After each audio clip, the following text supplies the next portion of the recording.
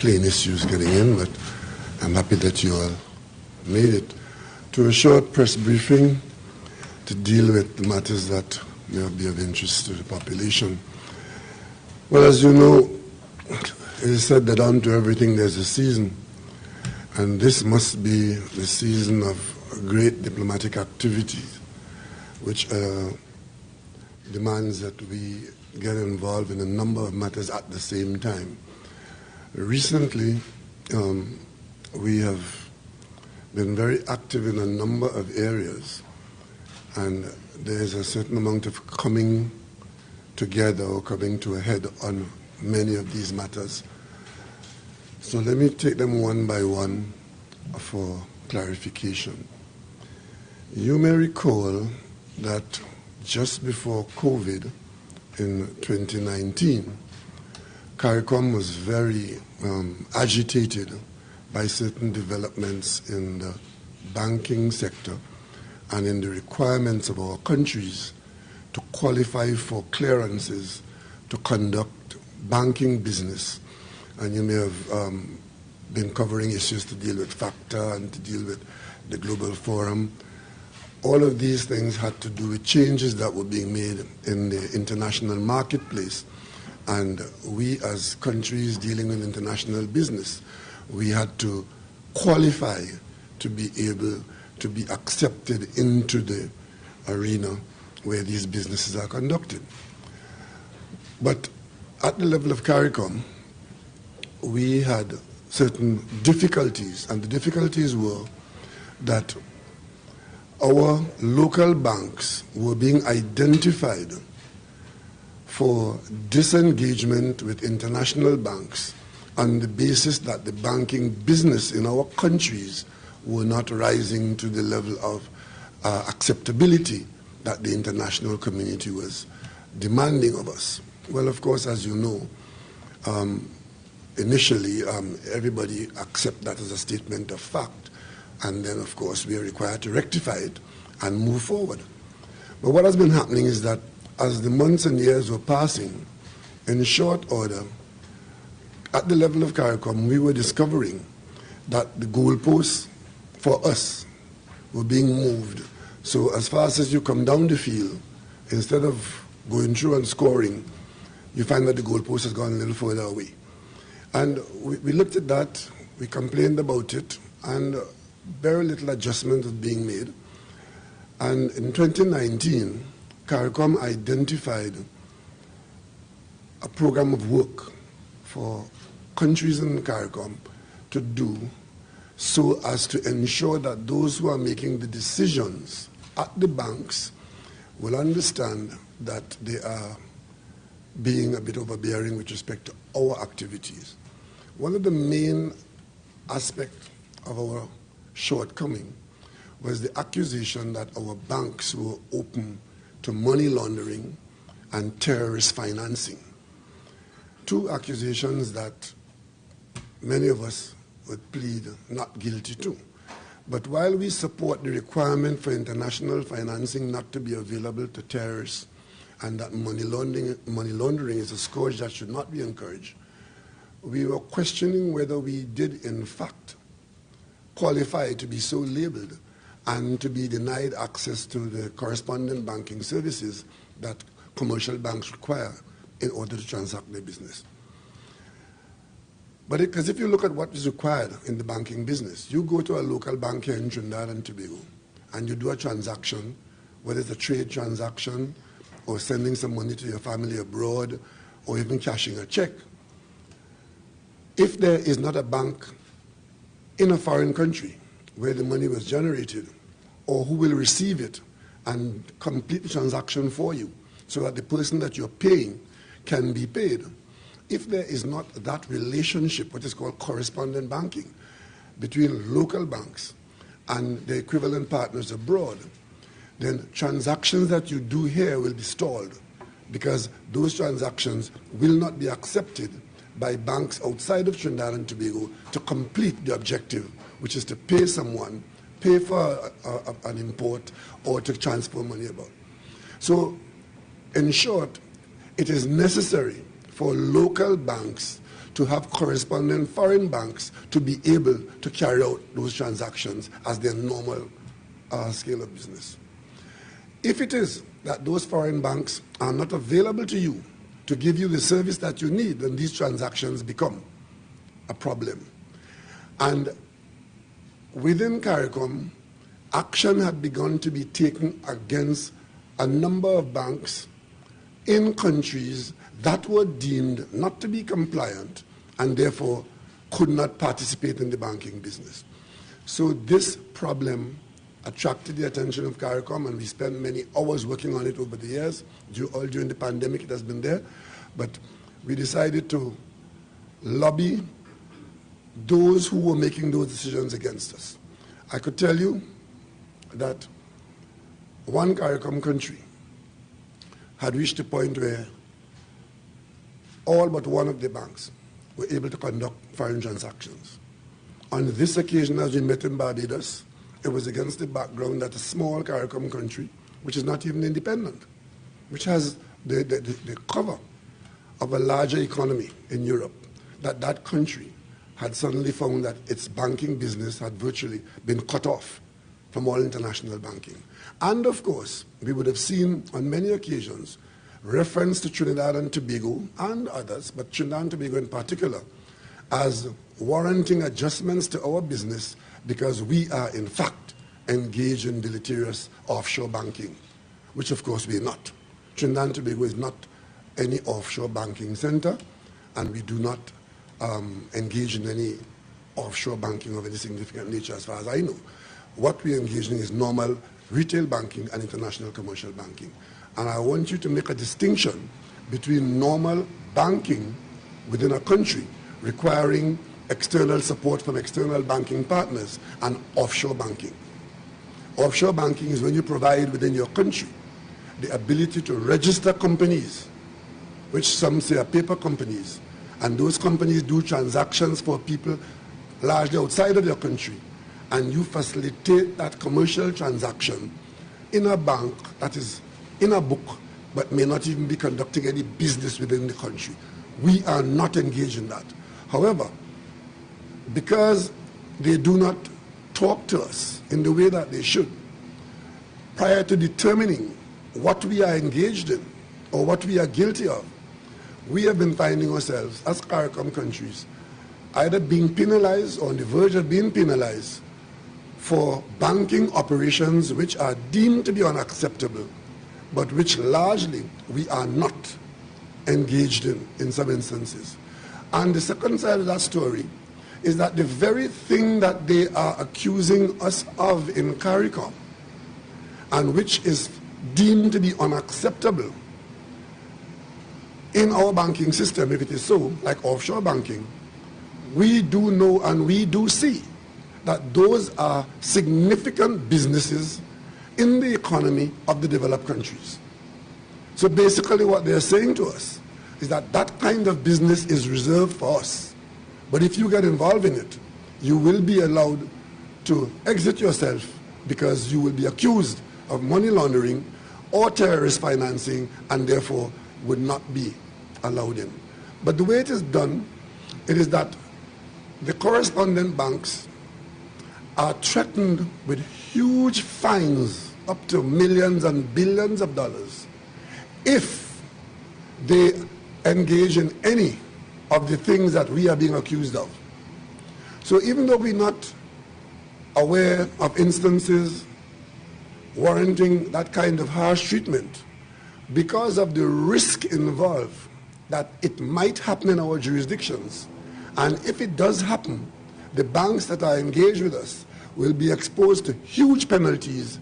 The banks are saying, you know what, your business is not big enough to attract my attention, and your risk is too large for me to risk doing business with you, and then you go and do something like that you're accused of, so therefore let me leave you alone now. And the banks then are beginning to withdraw from the region. And that is what we're trying to fight. As a result of that, we have gone, and if you go back to the news of 2019, you would have seen where I was one of the CARICOM leaders who was identified to go to Washington to talk to the American Congress committee that oversees the Financial Services Committee, that oversees the banking sector and the financial sector, where these developments are integral to their agendas. We did that in 2019. The Prime Minister of Antigua went, as he was detailed to do. I went in September of 2019, and the matter was a CARICOM initiative at Washington. And during that trip, I met with some of the committee members and the chairperson and so on. Then came COVID, and everything else got mixed up in COVID, but the banking system had continued to face these threats, and as of now, they continue so to do. Then, of course, there were, we had new prime ministers coming in all the time in some countries, in Barbados and St. Lucia. We had elections around, and CARICOM came back to focus on this because it is of such a threat to the region, where the financial services are integral to the economic development and the national budgets of many of our countries. So recently, the Prime Minister of Barbados and the head of the Financial Services Committee of the United States Congress, Congress Lady Maxine Waters, agreed to meet as CARICOM and as the United States Financial Services Unit and sit down face to face to talk out this issue, because the issue is one that is of sufficient importance to us. And we were saying all along that one of the reasons why we are not getting the kind of response that we are expecting from the United States is that the people who are making the decisions are not listening to us. And they are making decisions based on information that is questionable in some instances or outright wrong in other instances. So we met, there was a CARICOM team of a number of CARICOM heads. It was the countries represented there were Guyana, Suriname, Trinidad and Tobago, Grenada, Antigua, Belize. Belize is chairing CARICOM at this time.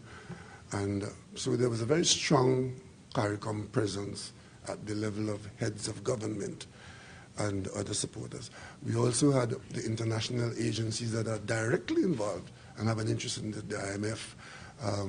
We had the Caribbean Development Bank, the Association of Caribbean Banks, and these we had Wells Fargo was there representing one of the large handlers of small transactions in the region. There was MoneyGram there, which again is one of those companies that deal with a lot of the remittance transactions and so on. And we sat down face to face, and the Americans listened, and we outlined our case. A number of decisions were taken. I should tell you, one of the reasons that I saw a comment in somebody's publication here in Trinidad, as usual, that the government or the CARICOM is only meeting with democratic persons, and of course we are not meeting with Republicans. Just please ignore that. The government in the United States, both in the Senate and in the House, are Democrats, and in the White House. So if we are meeting with the officials of state in committees, it is quite likely that we'll meet with more Democrats than Republicans. But we do meet with people from both sides. And I could tell you that I am scheduled, we've been planning this for quite a few weeks now, I am scheduled to go to Washington on Sunday. I will be in Washington all of next week. And during that time, I have a program of activities to meet a number of the people who are directly involved in this, or who should know what we are concerned about and what the U.S. actions should be according to our relationship between CARICOM and the United States. On this trip, we had representatives from the people who came from the United States were Representative Joyce Beatty, who is on a major committee, and she is chair of the Congressional Black Caucus, which represents 59 members of the House, the chairman of the Financial Services Committee, who we had already been in contact with since 2019, Representative Maxine Waters. She is still chairing there, and she was co-chairing this meeting. We had a representative from Colorado, one from Louisiana, and one from Texas. And they came and virtually listened to what we had to say on this matter. And we have agreed, when we met in 2019, and Representative Waters heard of our situation, she immediately became very concerned and decided at that time that she would schedule some congressional hearings so that the issue of the American banks and CARICOM banks could come under examination under the congressional committees that will do that. And her committee was going to have some hearings. But immediately we got into COVID in 2020, January, and so that never came to pass. But on this occasion, we have a commitment that those hearings will take place as soon as possible. I can't give you a date. We discussed a date, but it's not confirmed yet. But what we do have is a commitment that there will be hearings in the very near future where the congressional committee, the full congressional committee, will meet to receive these, I would say, complaints or these difficulties that exist between our banking system and the U.S. banking system. There was also the question of determining exactly what the nature of the playing field is. Why are we being held to a different standard than others who are involved in the same business? And we need to take certain actions to ensure that we are all held to the same standard. That means we need to examine the legislation to determine that offenses have to be identified. But we in the Caribbean were more forcefully saying we don't want to be held accountable for things that we are not guilty of. If you are going to accuse us of money laundering, if you are going to accuse us of terrorist financing, then the legislation should require that there ought to be evidence to support those allegations. You can't just take action against us because you think that by the way we are or how we look, that we are in fact friends of terrorists, or that our banking systems are open to being abused by those who would harm us. There was one very interesting fact that we could have told the Americans, and that was that there was an Australian test that was done recently where they examined attempting to break into banking systems in 100 banks, or is it 100 countries? I think it was 100 countries. And the one bank that they did not get into was the one in the Caribbean, in Bahamas. But within 3 to 4 days, they were in every other bank that was financing people left, right, and center. And those banks are not queried or accused of being open-ended or loose. But again, I guess that is part of the plight of small countries attempting to do business of this nature. And what was determined is that what is required is a specific arrangement to ensure that the evaluators, I wouldn't say inspectors because it's not banking inspection as such, those who determine the fitness of our banking operation, that there ought to be training in short order, both for persons in the banks abroad and in the banks here, so that these officers will all be operating against the same yardstick of compliance, knowing what to look for and to determine if it exists here or there, depending on set standards. We also agreed that it would be useful for the CARICOM and the United States to meet regularly on this issue and probably beyond, so that we can, as we make progress, such progress can be monitored, encouraged, and where any difficulties arise, that those difficulties can be properly removed. Basically, this matter might not sound like a household matter to the average citizen in this country, but it is critically important that our banks are allowed to function without fetter and are allowed to grow, and we are allowed to benefit from the banking system. In most countries, one of the most profitable aspects of the economy of those countries is the banking business. If you go to London, the famous 1 square mile in the city of London, where there are 1,000 banks having their headquarters there, you look at the revenues that those banks bring to London, and you'll understand how important it is to have banking as a piece of your economy, a successful part of your economy. The same thing in any other city or any other country where you have operations, because the banking business is a business where virtually any trained person can be involved. And the next problem that you're going to face is development financing.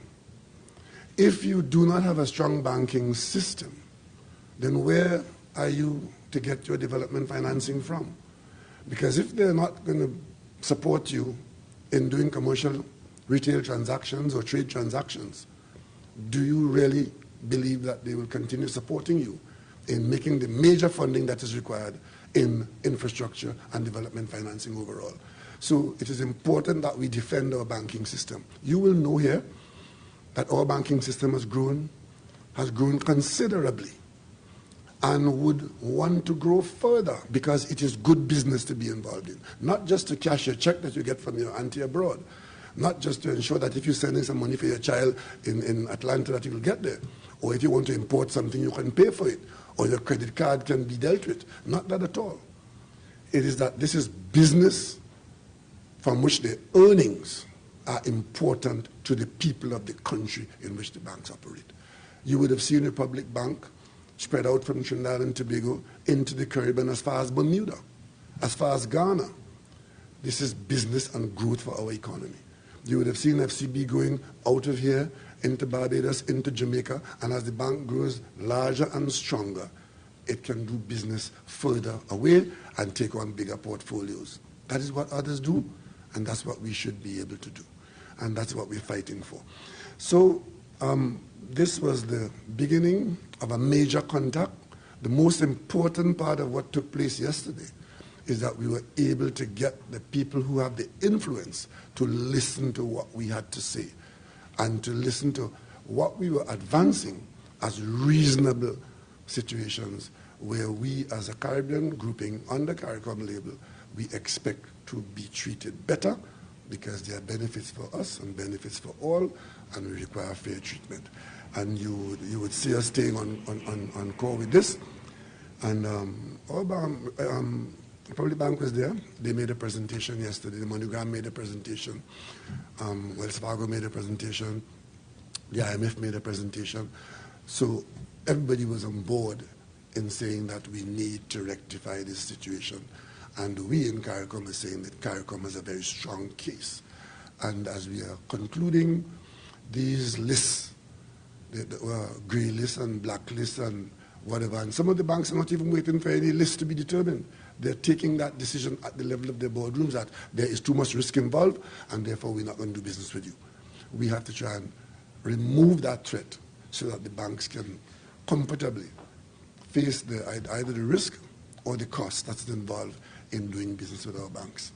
So that was one, it was that issue which continued from 2019 over to where we are now, that continued into the meeting in Barbados. But because we were going to meet in Barbados and a number of heads were going to be there, other issues were dealt with pertinently, because what was facing us was in June, end of June, the Summit of the Americas is scheduled to be held in Los Angeles in California. Trinidad and Tobago, you would know of the Summit of the Americas. We hosted that here in 2008, I think it was, when President Obama came here. It was for the Summit of the Americas. Well, this year, it's coming along again to be held, and it's being held in the United States. It is organized administratively, I should say, with a serious input from the OAS, but the host country is the United States. And that immediately spawned a couple of problems, which I will not go into much detail at this stage, except to indicate that there are some difficulties, and one of the difficulty was who will be seated and what will be the reaction of those of us who had a different point of view to the issues that have been engaging us for quite some time. You may recall that there was a time when CARICOM again had to rush to the United Nations, a CARICOM team, and I was part of that delegation as well, to indicate that we do not support forceful removal of the government of Venezuela and the replacement of the elected government by a president appointed by Washington. You may have heard and would have known about the President Guaido situation. I could tell you that today President Guaido is not a member of the Venezuelan parliament, as far as I'm aware. I don't think he took part in the last election. There was an election in Venezuela. The opposition accepted that they lost. There's a government in Venezuela, and there are U.S. sanctions in place on Venezuela. So these complications are in place.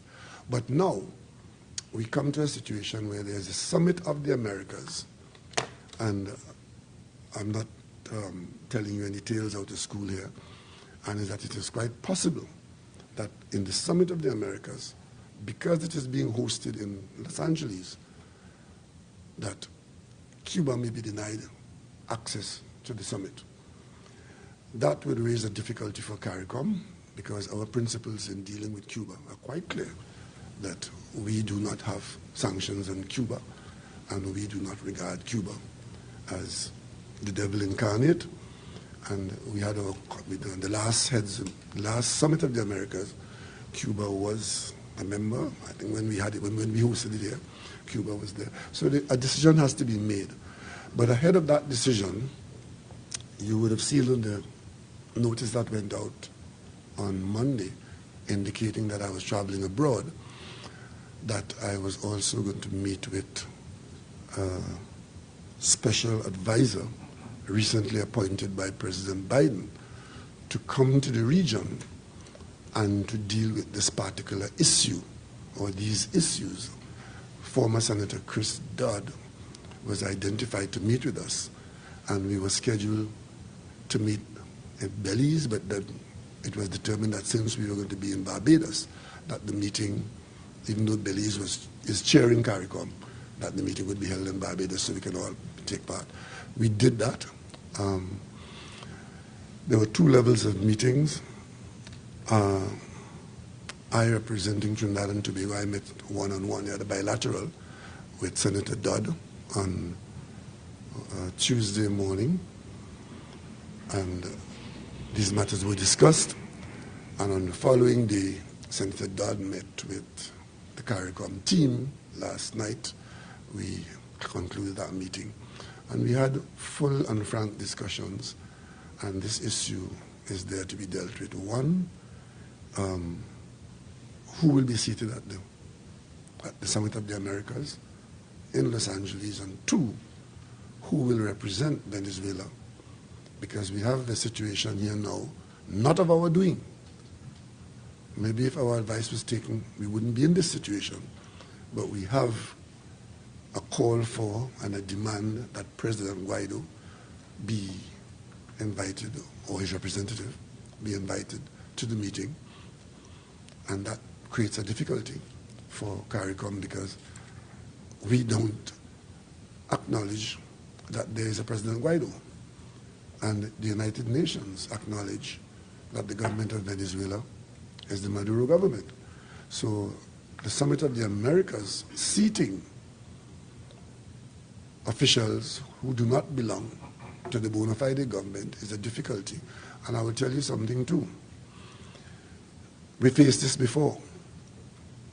We had the painful experience, and Trinidad and Tobago took it on the chin, where while CARICOM was in the chair, an official from the Guaido government, quote unquote, had the floor at the OAS and castigated Trinidad and Tobago, holding us responsible when Venezuelans drowned on their coastline before they got to Trinidad and Tobago. We were held responsible for that at the OAS, even as you were in the chair.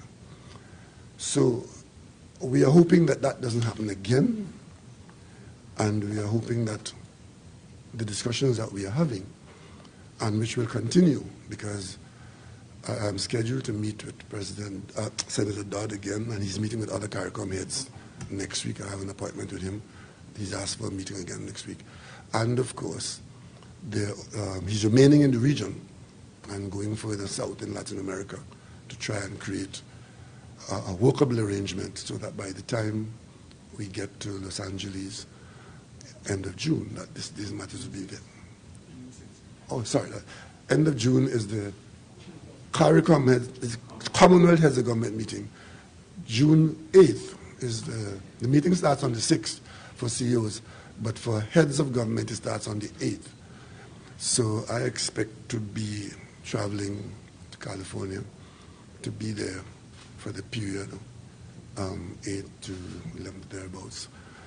And these matters will, I expect that they'll be making the news in the days to come.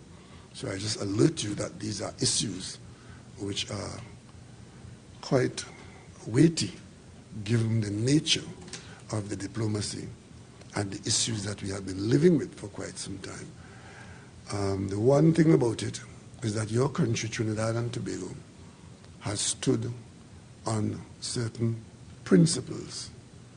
And we are adamant that if you stand on principles, then these issues, when they arise from aberrations, you will be in a good place. And we are confident that we are in a good place on these matters, but we are, in fact, integrally involved in the discussions, hoping for a proper, a cordial outcome.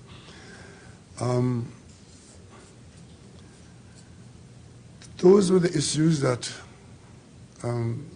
took us through Tuesday into Wednesday, and I think I should stop here and allow you to, if you would require any additions, which I can deem to be useful in sharing, because not everything can be shared publicly in these situations, as you would understand, because a lot of behind-the-scenes discussions are taking place. There's one other thing I want to mention, and that is our bilateral arrangement, where you would have seen Minister Young. He just made 2 trips to Washington, and I'm about to make one. And that has to do with our economics and trade and our energy business with Trinidad and Tobago, and there are significant initiatives in place where we are part of those initiatives, part of those discussions. I can't tell you what the outcome will be, and I can't tell you at this stage what we hope it will be, but we keep our counsel, and we are present at the table, advancing the interests of Trinidad and Tobago throughout. So next week is a very important continuation of those discussions that Minister Young would have had twice during this month. And as fate would have it, everybody's on the move. Tomorrow I meet with Proman, which is the company that is the biggest producer of methanol here in Trinidad and Tobago and the largest international marketer. They come to us tomorrow. And of course, you may recall that I did make 2 trips to Ghana, one of which was a state visit, but after that, there was one where we were advancing the potential of our companies here doing business with Ghana in their new oil and gas arrangement. I'm pleased to tell you that some progress has been made, some significant progress, but you'll hear more in the coming days, because we have been pursuing this diligently and resolutely, and notwithstanding the thoughts of others, we were confident, and we remain confident that there are great possibilities there. And we are feeling quite moved that some significant progress is underway there. So all these things are happening at the same time, and you will be seeing very strong diplomatic activities from Trinidad and Tobago going forward into the next 12 months or so. So if there are any questions, I will try to see if I can assist you at this stage. Prime Minister, just wondering if you're in a position to say at this time, depending on the result of the conversations with regard to the seating at the Summit of the Americas, if, for example, the United States is insistent that representatives of Mr. Guaido instead of Mr. Maduro are seated, could that see Trinidad and Tobago and other CARICOM states not attending the summit?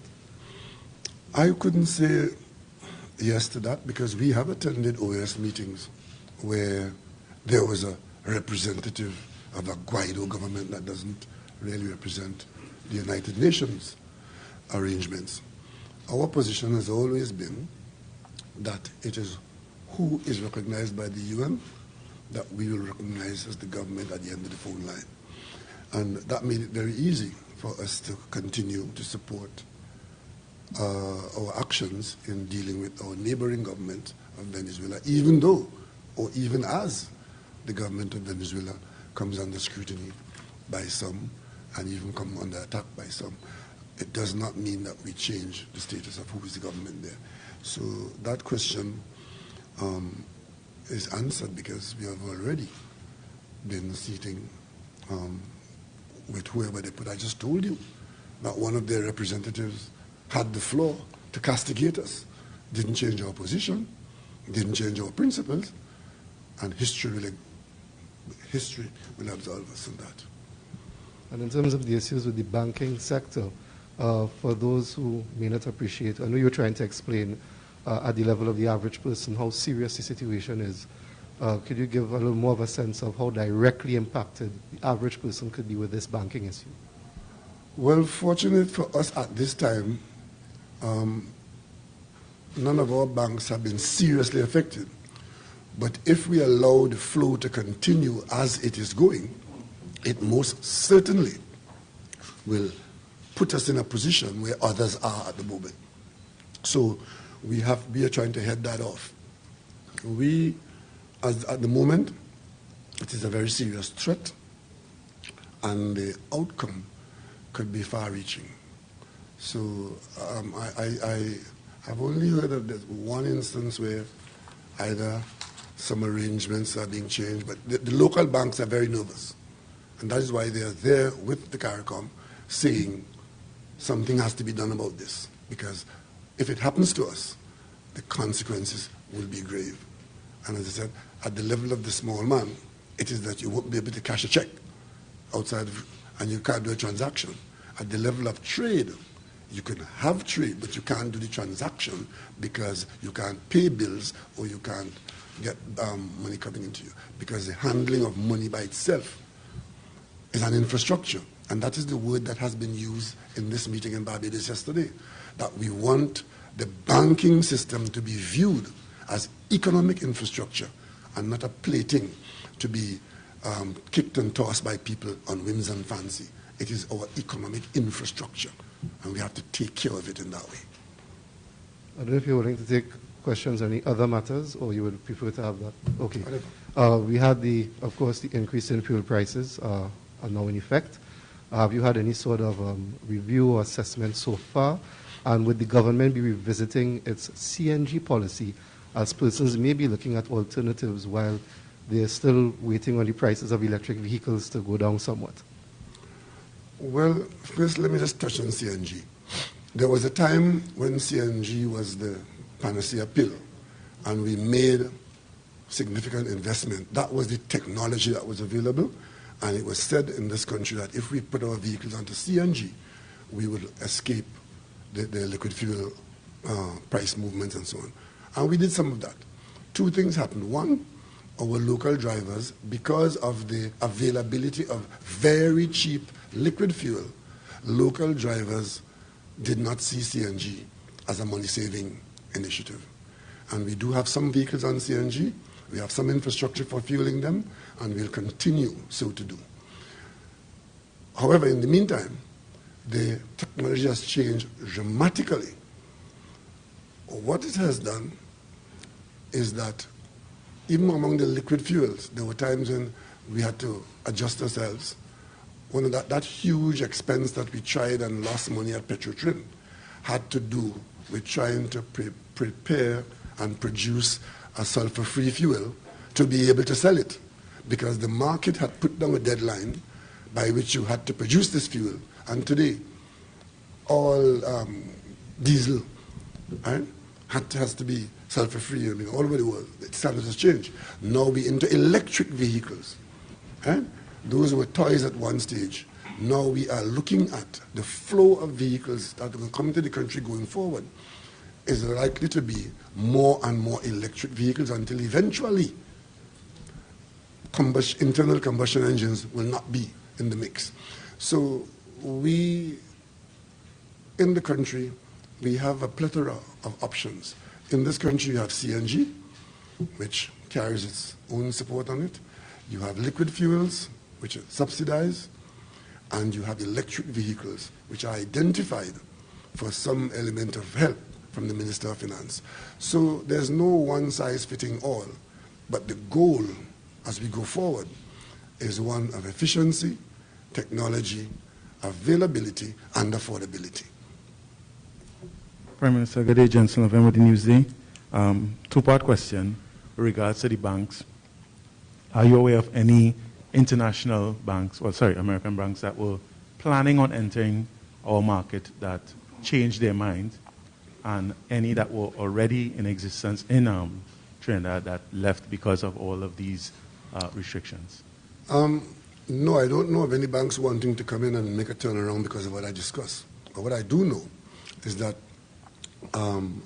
banks, some of those banks that we've had long correspondent banking relationships with of decades are now either have or on the verge of saying that the Caribbean is not a place that we want to continue doing business because of the climate, the risk climate that exists now. Either the risk of us being identified as banks that are involved in deleterious activities like money laundering and terrorist financing, and the risk of the fines that will come to them if they do business with us and we are found to have been involved in that kind of business. So to avoid that kind of risk. And the other side, there was a presentation yesterday made by one of the participants where it's not even that alone. It is the cost of complying. The banks are saying, yes, we can comply. The technology is there to comply.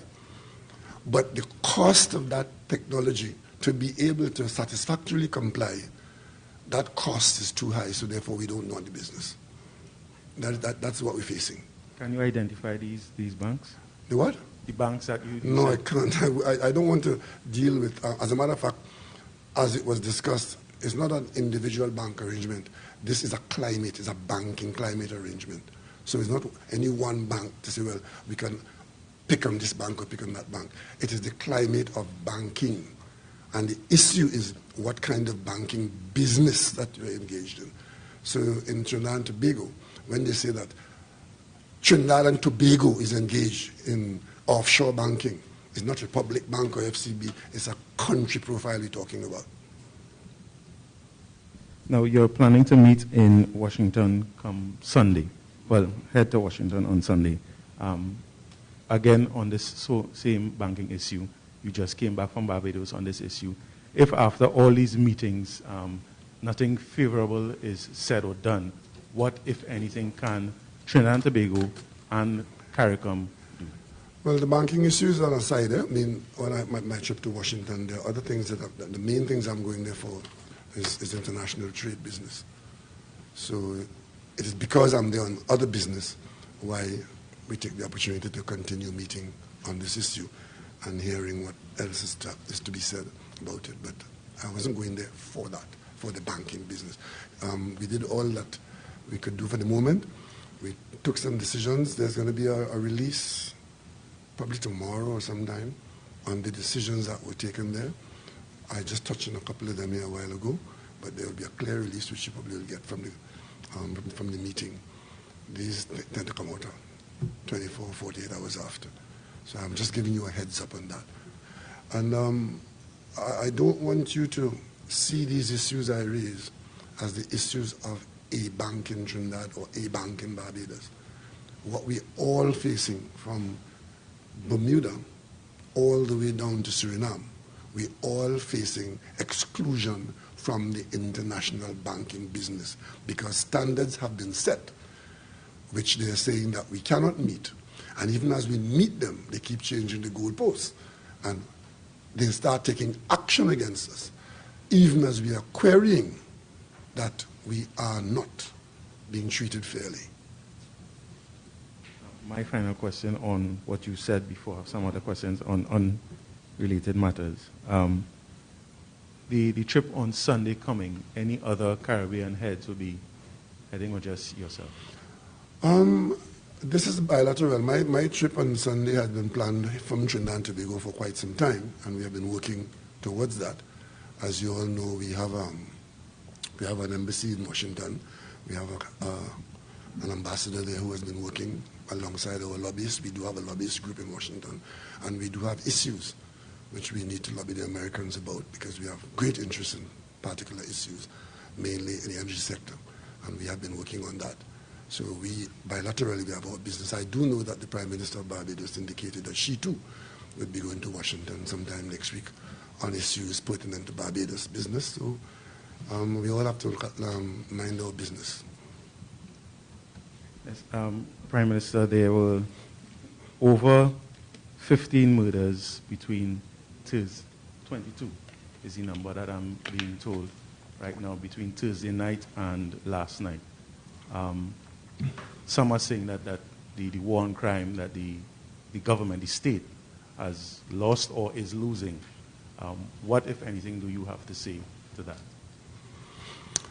Statements of generalizations are not helpful in these situations because I don't know there's anybody running away from the fact that we are a violent society, and in recent years, a number of persons have got their hands on firearms, handguns in particular, and in recent times, worse, some of our citizens have got their hands on heavier weapons, automatic assault weapons, and some of our people have been engaged in crime for profit. And it is something that has attracted the attention of the government, this government, the one before. And we have elements of state engaged in doing what is doable, in trying to identify the potential for these crimes to take place by seeking to disarm persons. But then a lot of the crime is also done and only known to us when it's done in the household. I know that there are calls for the government to do more, but there are certain limitations to what the government can do with respect to household crimes. But the gun crimes, which are largely the main stream of crime in this country, the government is engaged. The police service, the SSA, we gather information, we act upon it, and of course we are hoping that the justice system would be one where we can get trials and convictions quickly. Unfortunately, that is not happening. And we just have to keep doing more of what we believe will work, which is to find those who are so inclined, find those who are disposed to using firearms against their friends, their neighbors, their family, and bring them to justice. And by the same time, we appeal to the population to support the police, because the information that you have of persons known to you, where those persons are engaged in harboring crimes and criminals, hiding or holding firearms illegally, that your help to the police will go a long way in helping the arms of the state to head off some of these crimes. Two more questions. The acting commissioner of police last night on CNC3 would have highlighted that there's an increase in murders as it relates to people not being able to talk out their differences. There's a lack of mediation. From the government standpoint, what, if anything, can be done to increase mediation from the smallest levels so that we won't see these increases? We do have some structure where some help is available. But having it available does not mean that people will use it. We do have openings, and if there's need for more of that, then we will provide more. But what we're finding, and the appeals coming from the relevant persons who are involved in managing that, the appeal is to persons, if you are having difficulty, seek help, because help is available. The fact that it's available on the government's initiative, on the government's payroll, is no guarantee that persons who need it will use it. And that is particularly true with respect to inter-family stresses. You would have seen in the newspapers that members of the family were saying that they never knew that certain persons had problems of that nature, which could have driven them to have behaved in a particular way. In that situation, what do? People don't change color, they don't change height because they are thinking a particular way. You have to keep saying, if you are experiencing that kind of difficulty, guiding you to that kind of destination, reach out for help. There is some help available, some significant help is available. And if that unit, that department is overwhelmed by the demand for help, then we can expand that if needs be. And my final question, I hope. You have a number of final questions.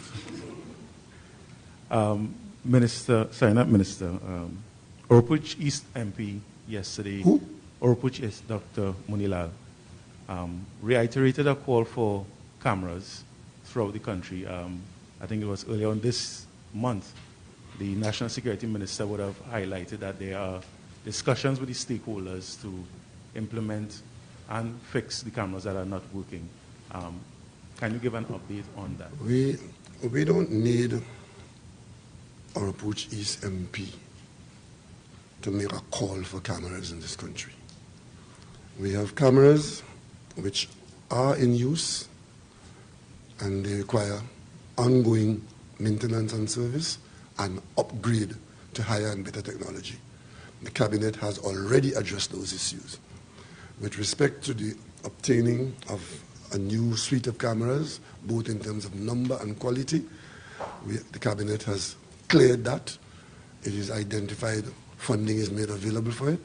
We are going through a procurement process, and all that you would have heard there is that MP Munilal would have heard that is happening, and he seeks to attach himself to it.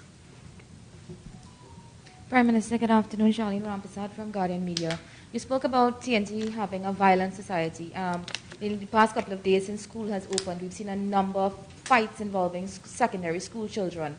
What are your thoughts on this, and is there any special measures that the government can put in place to deal with these issues?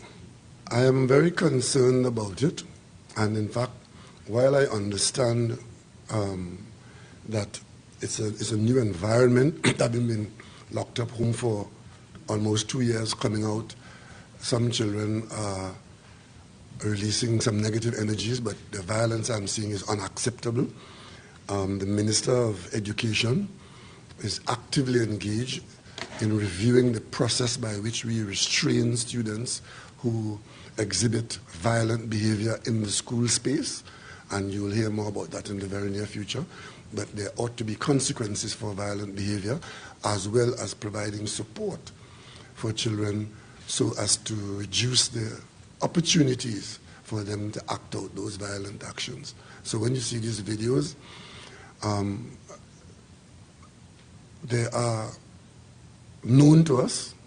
There are issues to be dealt with there, one of which is that consequences flow from actions, and children need to be aware of that.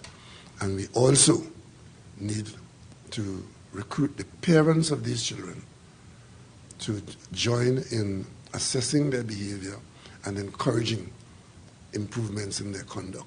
Because all of these children, you see that every one of them, bar maybe a few, have parents at home who I would like to believe will not come down on the side of encouraging that kind of behavior. So that's one area which needs to be attended to. Is the reintroduction of corporal punishment in schools on the table at this point in time? That is not as far as we there's no intention to beat our way out of this. And the Prime Minister, sticking with schools, we recently saw a revelation from the Teaching Service Commission that pedophiles were applying for teaching jobs. and in some cases, being given those jobs. What are your thoughts on that?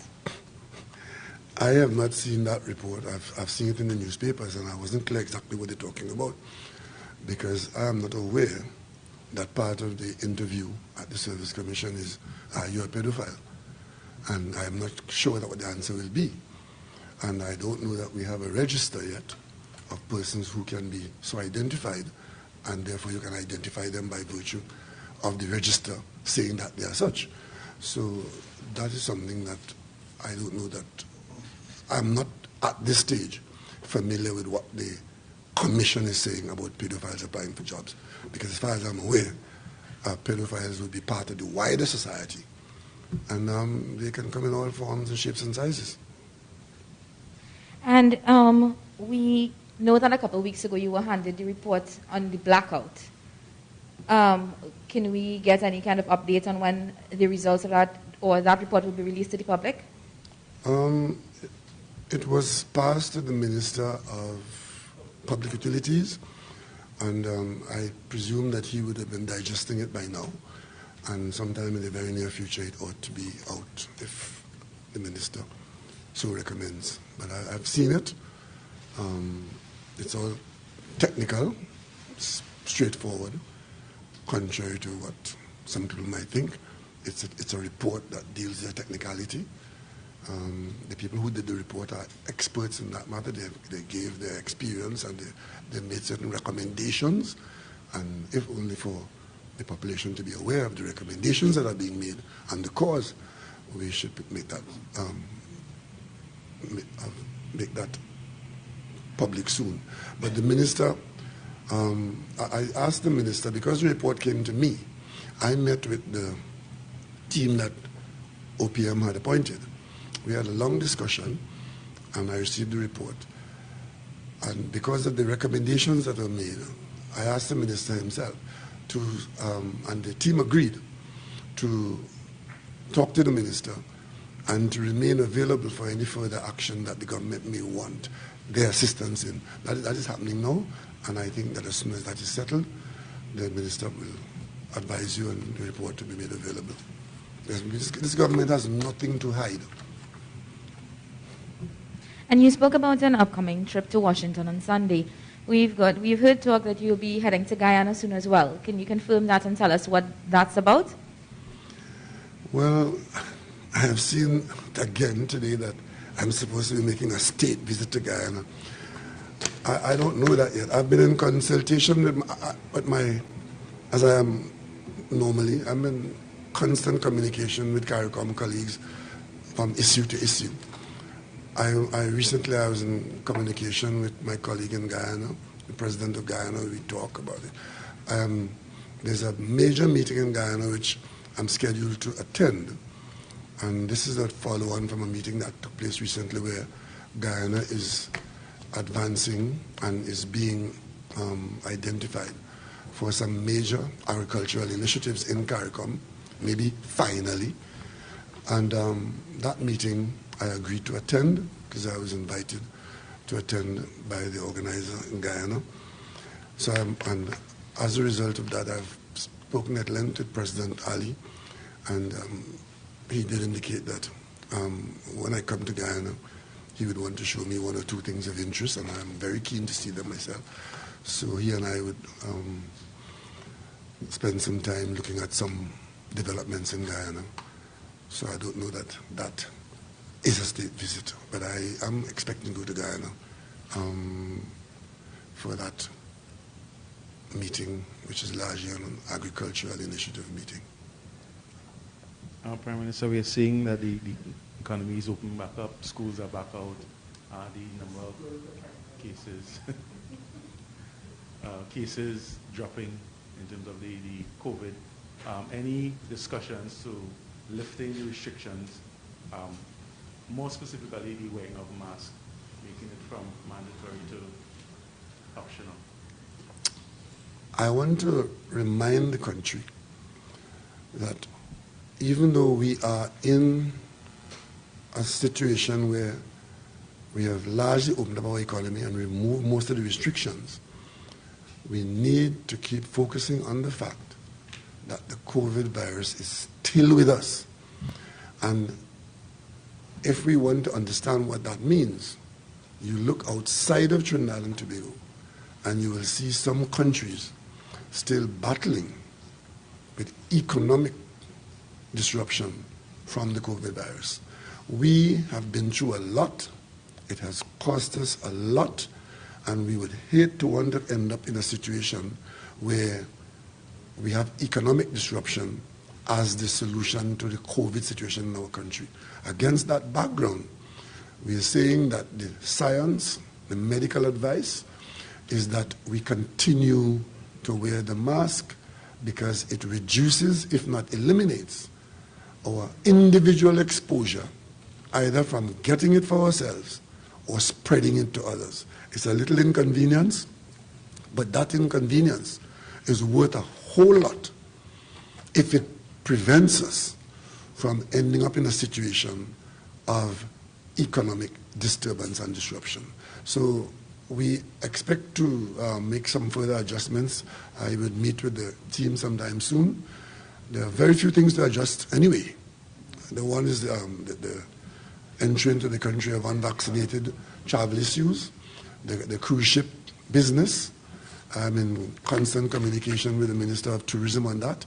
We will make a decision on that. I understand a note came to the Cabinet today. I wasn't in Cabinet this morning, but I hope that a note came to the Cabinet this morning.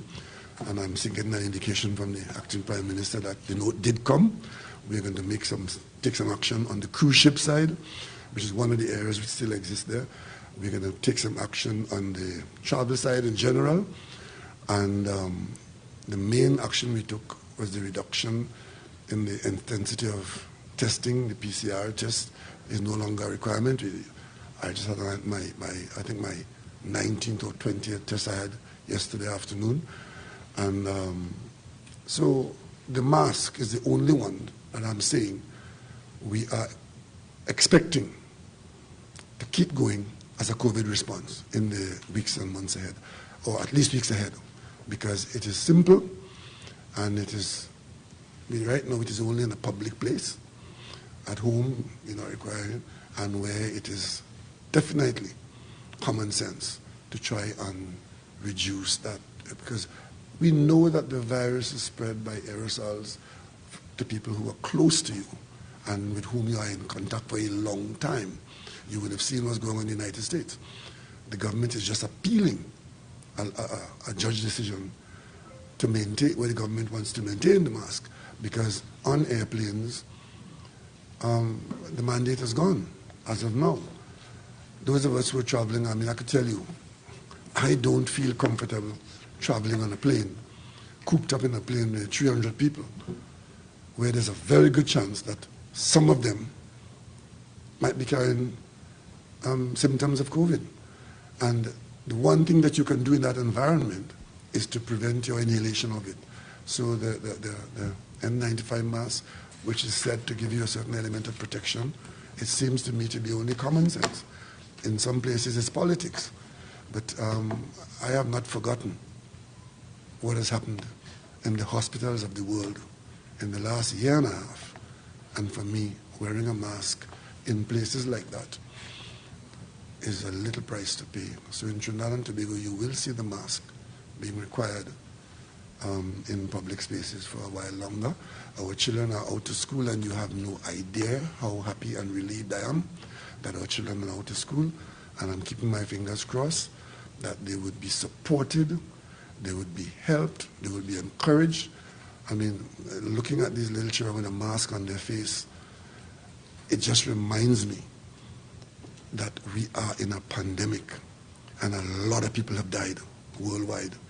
The one thing we don't want is for children, one, to be deprived of education in school and socializing with their peers, and two, that they get infected with COVID and become hospital cases.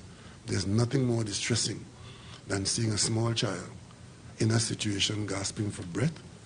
So let's just not follow others who would like to dismiss COVID as though it has come and gone. It has not come and gone. We are living with it.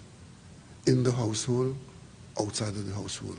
Let us not rush to pretend that it's gone.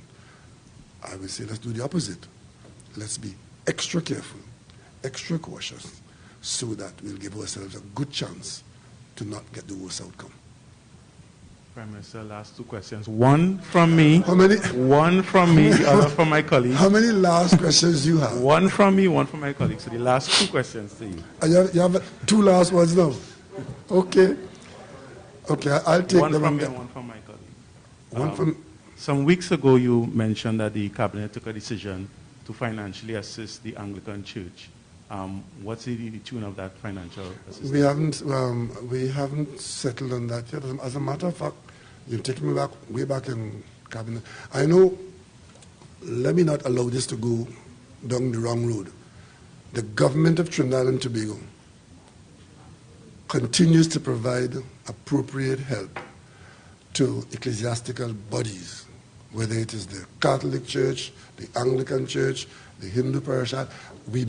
In this country, those bodies, which are integral part of our society, get help from time to time.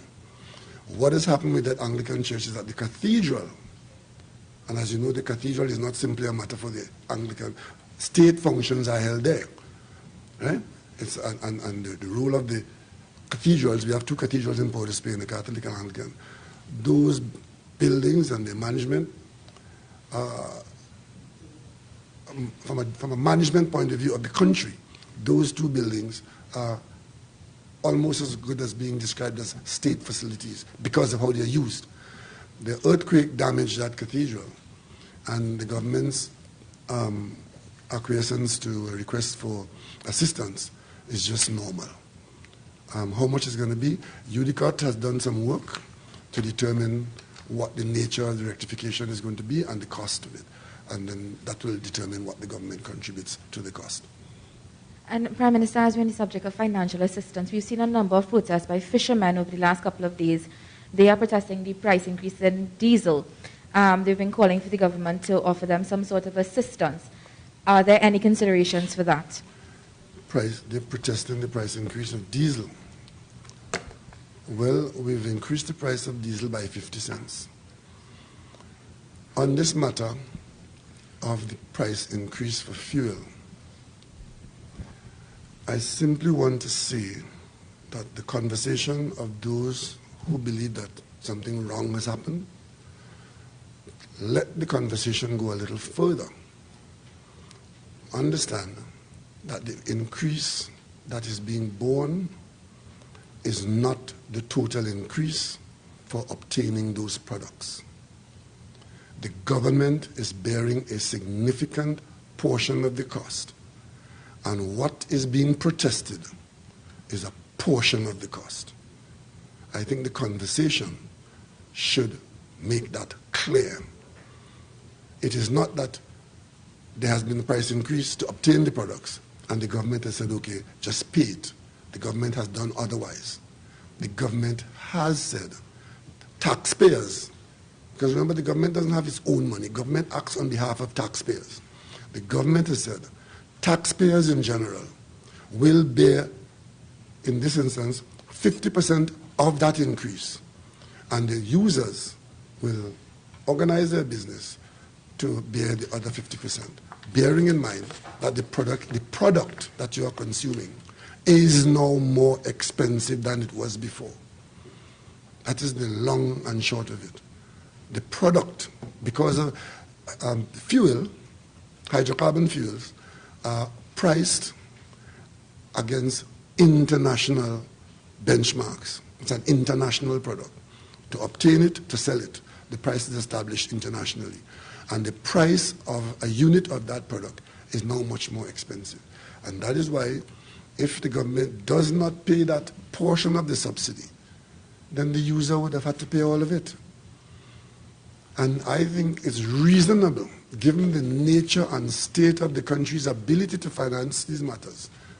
And I tell you, there was a time when people in this country paid the full price for fuel, full price. It was a government initiative that says we'll provide some assistance through a subsidy. That subsidy program worked well, and it was affordable because an additional tax was placed on the oil companies, and that additional revenue was used to be the subsidy. But over time, the product just kept getting more expensive. There was $3 oil, you know. There was a time when a barrel of oil was $3. $3. That same barrel of oil today could be as high as $120. And of course, I have heard the logic of some of my friends saying that this problem has to do with us not refining oil. Please don't fall for that kind of gobbledygook. If being a refiner is what would have kept your price down, why is the price skyrocketing in America, which has so many refineries and so much volume of oil being produced in their country? And why are countries that have no refinery not seeing their politicians walking up and down the street arguing their future on gas prices? So I just ask the population to be reasonable. Yes, it's something we would have rather not have to deal with, but the reality is that the product costs more, and the taxpayers are paying a half of the cost, and you, the user, are paying the other half. Reasonable. Just one quick follow-up to that issue, Prime Minister. Is there a price of oil on the international market, if it goes below a certain level, that would cause, under the new pricing system at the pumps, for the government to look at a lower price at the pump? Yes, we are formulating at this point in time that trigger point, where we did say early on that each month a posted price would be put there, and that posted price would be related to the prevailing market circumstance. We are going to get there very soon, and the Minister of Finance is already working on that. And the trigger points would be made known to the population, and we are hoping that we'll be in a position where the first of each month we can post a price in relation to what I've just said. And if the price goes down below that, the same way we have raised it in the context of the subsidy, it is reasonable for people to expect that if the price goes down, that significantly, that the price at the pump will go down. That is something that we will be doing for the first time in this country for a long time, which is standard prices. Of course, you would know the cynics will say, when the price is going up, it goes up very quickly. But it defies gravity when the price starts going down. But these are things that the marketplace will deal with. Thank you all very much.